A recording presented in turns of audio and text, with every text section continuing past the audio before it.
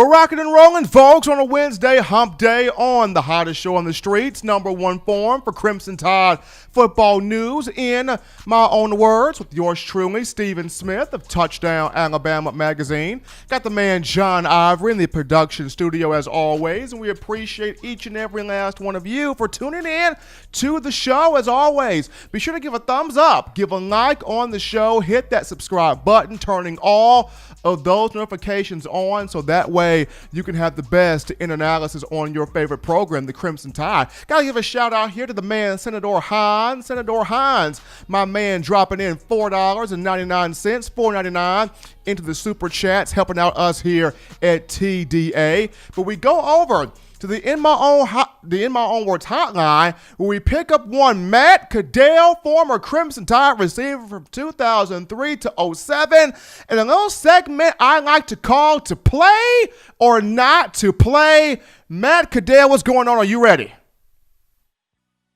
I'm ready to get it started. Let's go. Ready to get it popping, man. Let's go. So the first thing we're going to talk about here, Matt, to break this ice, is the conversation or the interview that one Nick Saban had on ESPN. Coach Saban talked about, the players more so safer on the campus than just being out and about in the community. Talked about how, we got the medical staff, we got the team doctors, we got everything needed to make sure these players are safe, these players are secure, these players are fine, these players will have the least likely chance of contracting the coronavirus. So, Matt, just your initial thoughts of what Coach Saban said there. I think Coach Saban was spot on. He was talking about the percentages of the coronavirus since 4th of July. I think it was around 2%, which is lower than what's, in the country. And he just made a valid point that players will be safer at the complex and probably will be better playing football this season. Obviously, they want to play, and Coach Saban is always one of those coaches that are for his players, and I think he made valid points for us to really get behind the We Want to Play movement and kind of have this football season this year. Now, a big thing here, Matt, that a lot of people don't talk much about is people discuss the connection between coaches and players. People discuss the connection between players with other players, but a conversation that's rarely discussed is the medical staff and the players. That trust factor between the medical staff and the players. And I know you, for a fact, you spent a lot of time with Jeff Allen.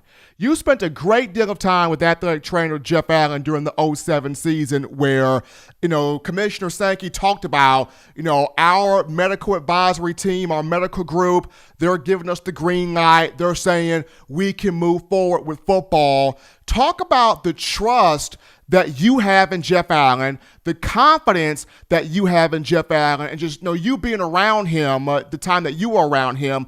What gives you that notion that, Allen, as the director of sports medicine, he knows what he's doing? Yeah, Jeff Allen is one of the best, probably if not the best, medical trainer in the country. He just does a great job back from when I was in 2007. He's very innovative, very forward-thinking, looking for innovative practices to really help with, speed, recovery, injury prevention. And, Coach Saban is always going to bring the best of the best in, and that's what he has with Jeff Allen, his medical staff, medical trainers. And I'm quite sure they've done all the studies on all the reports. I'm quite sure they've contacted a lot of, infectious diseases, people in Birmingham, with Dr. Kane, just getting as much information as possible is really how to, really play sports, how physical play within the Alabama football complex with the team to really be successful for the players as well as the team. So Jeff just does a great job. I'm quite sure he has a lot more information than what we do as the general public have. And I'm quite sure they're all on top of it to really help the Alabama football team move forward, and the players are going to trust him. So I think everybody has the utmost trust in Jeff Allen and his medical staff. If you're just tuning into the show, ladies and gentlemen, we got former Alabama wide receiver Matt Caddell on the line, played from 2003 to 07 here on In My Own Words. And a little segment I like to call To Play or Not to Play in terms of college football. Now, we're going to continue right here with the medical staff part here for just a minute here, Matt. So how much stress does this put on David Ballou and Matt Ray? I mean, both came in back in March from Indiana University. They have earned the respect. They have earned the love of the players, the coaching staff here. Of course, the fans are already enjoying both guys. But how much stress does this put on Ballou and Ray? And just from you watching both guys, how do you think they have attacked this so far? I just think I don't think it's any more stress. I think they just really excited about the opportunity to spend more time with the players. The SEC pushed the season back to the 26th, so that's going to give Ray and Ballou more time to spend with the players, focus on different types of things, and really implement some things, even when we start practicing. Just focusing on speed, agility. I mean, you read their tweets, they really have you excited about some of the things that the players are doing in the program. Excuse me, and I just think they're just really glad to be in this spot where they are, having more times with the players, being able to develop, get them up to speed to where they want to be before the season. And then once practice start, really implement some of the injury prevention things even more so, recovery, speed, agility. And I think they're doing a great job from what I'm hearing from the players. Everybody's raving about them, and I think they're really excited about, like I mentioned earlier, really spending the extra time with the players, just being able to implement their program. Now, before we came onto the show here, Matt, you and I had a conversation about Greg Sankey and the job that he has done as the commissioner of the SEC. Now, was he first out there for the conference-only schedule? No. Was he first out there for a lot of these things that have gone on? No. But he has sat back. He has had a methodical approach to the coronavirus. He has had a thorough approach. He did not jump the gun or revert to or go to a hasty decision. It's looking very, very bleak and rough here for the Big Ten and the Pac-12 as both decide to cancel their seasons. But just talk about the respect factor that you have for Commissioner Sankey as he's been able to go about this process in a very firm manner. I just think Greg Sankey has done a very good job, leading us, navigating these coronavirus pandemic waters for the SEC. Really just taking, as you mentioned, a methodical, slow approach, getting as much information as possible. I'm quite sure he's in talks with the NFL, seeing what they're doing, because the NFL's they're starting practice right now. I saw a Hard Knocks episode the other night, so I'm quite sure they're getting as much information from the NFL and as much information from the medical advisory board that they have. And so far, he said they've gotten the green light to go. I'm quite sure we're going to get more information from the presidents on these campuses. I think each team will probably have some form of type of bubble on campus for the players, where guidelines will be limited, in-person class, a lot more virtual class for the players. That way they can limit their exposure on campus. I think initially probably have limited attendance within the stadium as far as fans, just initially, just to see where we at with kids on campus.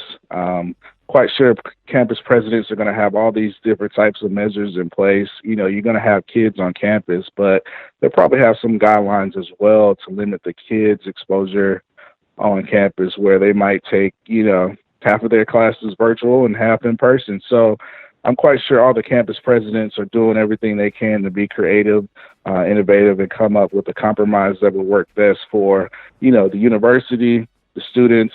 They can experience college life, and I'm quite sure the athletic directors Greg Byrne, and other athletic directors across the SEC have some type of plan in place to have some type of bubble for the players. They already have, I think the SEC has the best medical protocols. If you looked at them, I think they came out a week ago or so, just talking about all the testing that they will do. And that just shows you the confidence that I believe a lot of people have with Greg Sankey being the leader and really being able to move forward with the football season. Do you think, Matt, they'll be able to flatten the curve? I know initially you could have, a couple of positive tests pop here and there just due to the students will be back on campus a week from today and trying to manage it as best as they possibly can. But do you feel like the University of Alabama, as well as the rest of the SEC, will be able to flatten the curve? I think so. I mean, you just have to have a lot of guidelines in place. Like I mentioned earlier, I just don't think it makes sense for all the students on campus to be going in-person class as often as possible. I think you're going to have some type of guidelines where, hey, kids, you can maybe go virtual on certain classes.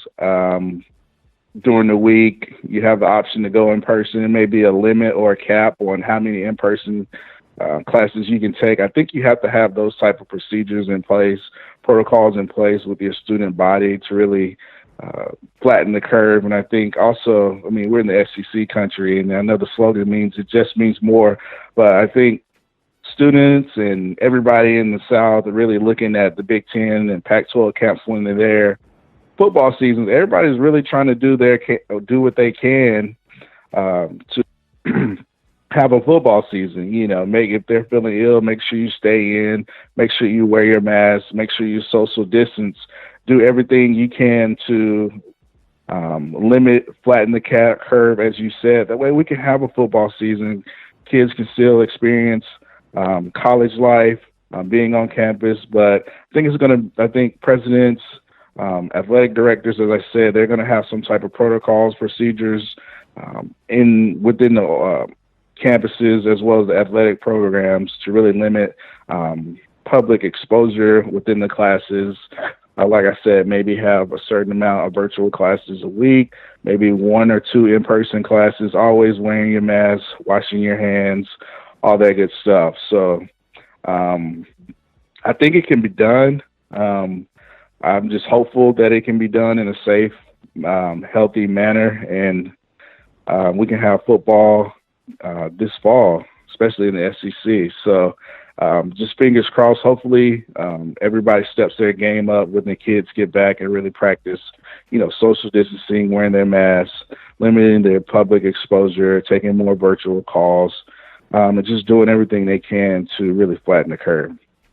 Absolutely. And he is Matt Caddell, ladies and gentlemen, former Alabama wide receiver, played from 2003 to 07, joining us on the show for the segment called To Play or Not to Play, discussing college football and what needs to happen moving forward in trying to have a season here this fall. Matt, as always, man, appreciate you coming on, delivering your expertise, your thoughts, your ideas, what you bring as far as, being a former player and being somebody that's in the know in regards to this program. As always, man, be safe, be good, buddy. Thank you, and always roll tide. Always fun having Matt Caddell here joining us on the show to talk some Crimson Tide football, and in this edition, talking some SEC football and the conference trying to play despite the coronavirus issue. But we take another break here on the show. Don't touch that dial, because when we come back, we get back to your phone calls, your tweets, your chats, your questions, your viewpoints. It's time to have a discussion, and we'll have it after this.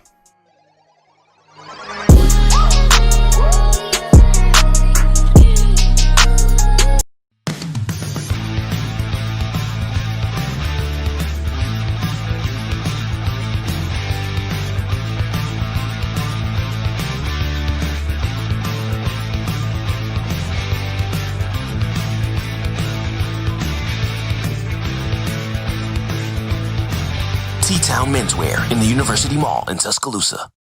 Touchdown Alabama magazine is Alabama football's premier publication. A subscription to Touchdown Alabama magazine is the perfect gift for any Alabama fan. For exclusive news and information, recruiting updates, a free annual print magazine, and more, go to touchdownalabama.com and click join. Only $5.95 per month or pay $49.95 for a full year subscription. That's a saving of almost $22. Go to touchdownalabama.com today and roll Tide. Thank you for watching Touchdown Alabama Magazine's YouTube channel. To continue to get the best in Alabama football content, subscribe here and turn on your notifications to stay connected with the hottest shows covering your Crimson Tide.